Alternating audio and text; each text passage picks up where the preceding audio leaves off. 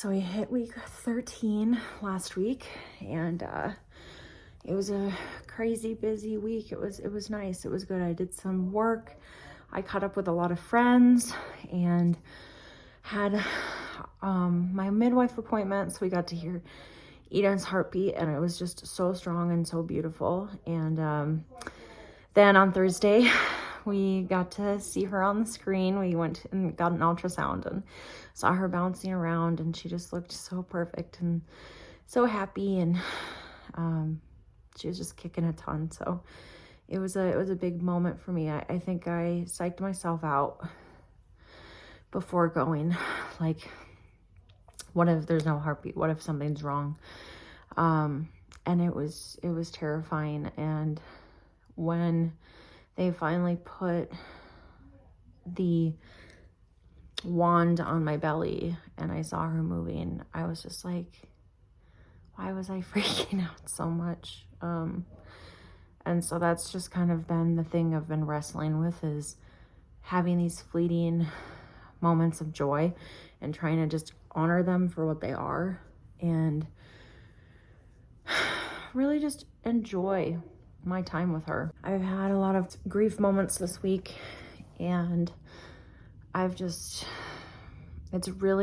this is the hardest thing about learning how to live with grief. It's like holding space for both. Like, it's not grief or joy, it's grief and joy. It's like both at the same time, and holding them in the same realm and same capacity has just been weird and so foreign to me, and I just feel like I've really struggled with it. The day before we had my midwife appointment and we were going to hear her heartbeat, I remember being like in and out of sleep and in and out of consciousness. And so I'm not really sure if I dreamt this or not, because I have felt her kicking, but I felt her kick like so much. And I remember thinking in my head, like, wow, that's crazy to me how much she's kicking. And then I reached and put my hand down and I could feel her kicking from the inside.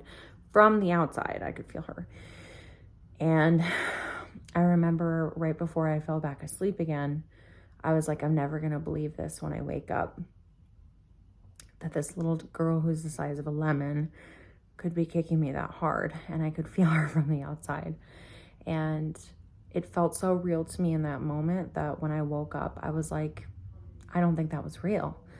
And regardless if it was or not, I felt like it was just a sign from God to just trust that everything's okay. And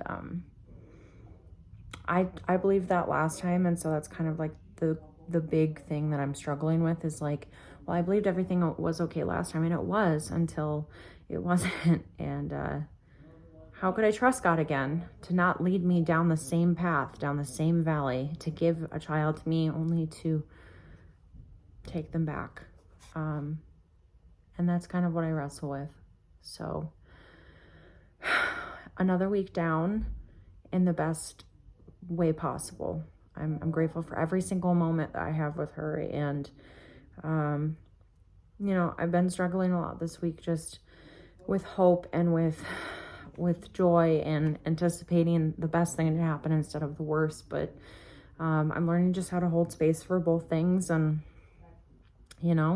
live my life with her. Like, this is what I did with Malachi, and it was great. So why wouldn't I do the same thing with her, even though I've been through the unimaginable? I've been through the worst thing. And who's to say it won't happen again? I can't tell you, I can't promise that I'll get to keep her, but I want to live like I am, and I want to enjoy her time with me, whatever that looks like. And I can feel her kicking right now. It's so tiny. It's just little pitter patters. Oh, so it's the best. She's just long and lanky, just like her brother on the ultrasound. She's so long, and she was sucking her thumb, and yeah, just had all her hands and all her feet. And we saw her spine and her brain, and I don't know, it was just crazy. So she's just all tucked in my womb, and I'm just grateful for it. So here's to week 13.